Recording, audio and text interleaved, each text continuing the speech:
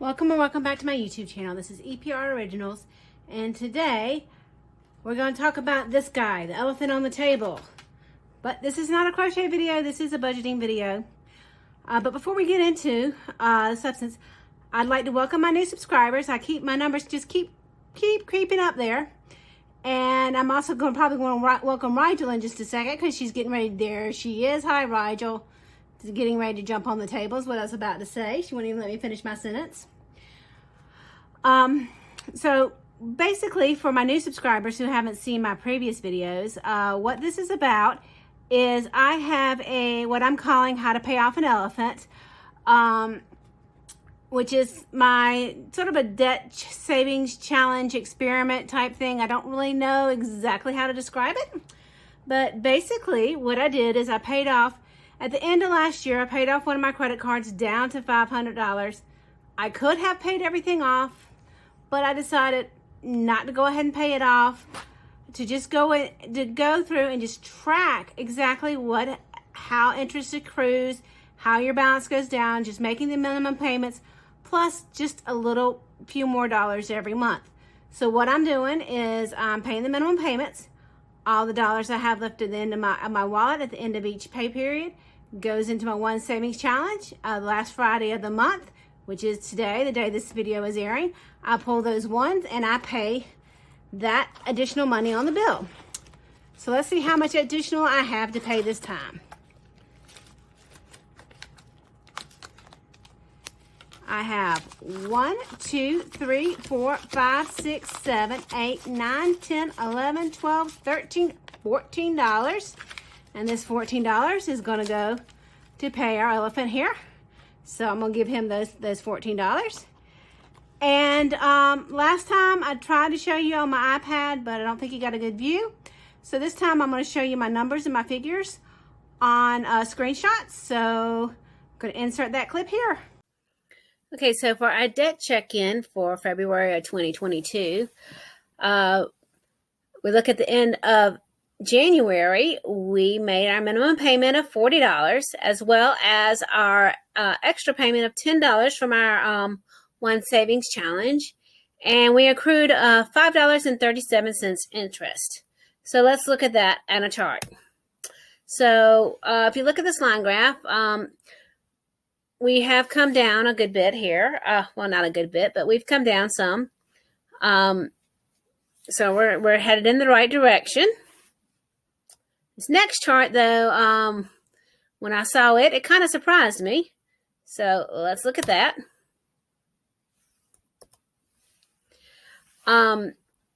So if you look at the graph here, in January, well, for December, we accrued $9 and some change interest. And in February, we accrued $5 and some change interest.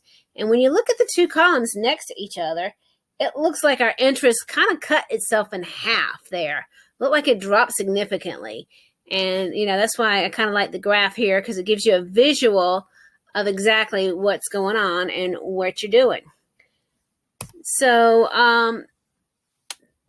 we are now going to make our minimum payment of $40 and our extra payment of $14. We don't know how much interest we're going to accrue yet, so we don't know what our balance is going to be when we check in March, but we will find that out when we check in March, and hopefully things will keep going in the right direction, and they should keep going in the right direction. It looks like we started out on a good course, and we'll keep going. So we are going in the right direction, and since these videos are kind of short and sweet, I do also like to go into something that I don't show on my cash stuffing, because I do a lot of stuff digitally that I don't show you on my cash stuffing. And I'm still not going to show you exact figures, but I am going to talk to you a little bit about some of the things I do offline and behind the scenes that you don't see, just so you are aware. So this time I want to talk about retirement, because if you watched my last cash stuffing and savings challenges, sinking funds, you'll know that I added a new envelope in my sinking funds called Retire Early. And I also added a new savings challenge that is also Retire Early. I'm not sure if I want to retire early. I haven't talked to a financial advisor to figure out what that looks like. But at this point, I'm starting to think that that may be something I want to explore in a few years. So I'm decided I just start stashing a little bit extra away for it. And if I decide that I'm not going to retire early, well, that's okay. This money will just go over into my retirement fund. And as far as to what I contribute to retirement, my employer has a 401k, with matching amounts. I've always contributed to my 401k, not necessarily matching amounts, the full matching amount that my employer offers, because of my financial situation. When it has been worse in the past, I just contributed a couple percentages just so I'm contributing something. But when things were tight, it was really hard for me to do that. But but for the last while, I've been contributing the full 5% that my employer matches. So I have 401k savings set aside, and I also have a Roth IRA that I've had for quite a while. I had not really contributed more than I think it was like $2,000, $2,500, something like that when I opened it. I've never contributed more than that. I'd had that sitting for pretty much 20 years with one company, and I'm not going to say who that company was. And it grew very little interest. Well, this year in probably August, well, not this year, but 2021, in roughly August, maybe September, I moved that money from the previous company to Vanguard. I will mention Vanguard because I'm pleased with Vanguard. I moved it to Vanguard, and then I added additional funds. And in the few months between either September and December, or August and December, because I don't remember exactly when I moved the funds, I actually accrued more interest in those few months with Vanguard than I did the entire 20 years with the other company, who I shall not name. So, if I knew then what I know now, I would have put that money in Vanguard to begin with, because I'm sure it would have grown a lot more interest. I mean, granted, the interest is on a bigger principal, but still, 20 years worth of interest versus 3 to 4 months worth of interest. It was just mind-boggling to me when I saw how much interest I accrued with Vanguard. And I know Vanguard's not the only good company out there. I have a friend whose Roth is with Schwab and loves it, and she's satisfied with how much those funds are increasing every year. So that just goes to show you should really research what you're going to invest in, especially when you're investing for retirement.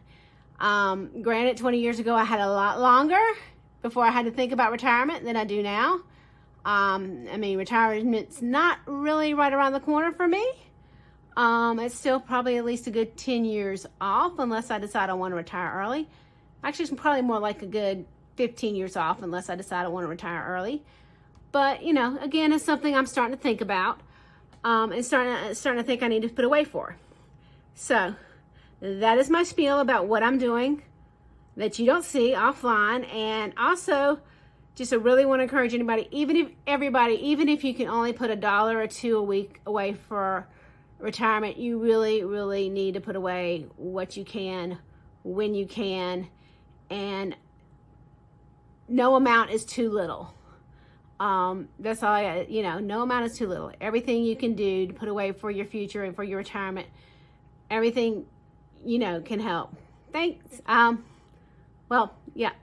Anyway, that's it for me this time. And like any other YouTube channel, you can like, subscribe, share, all those wonderful things. And thank you guys for joining me.